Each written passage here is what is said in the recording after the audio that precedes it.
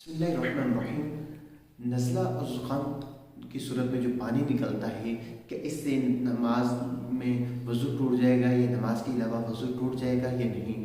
دیکھیں کہ نزلہ اور زکام کی صورت میں جو پانی ناک سے بہتا ہے، اس سے وضو نہیں ٹوٹے گا، چاہے آپ نماز میں ہوں یا نماز کے علاوہ ہوں، اس سے وضو نہیں ٹوٹے گا۔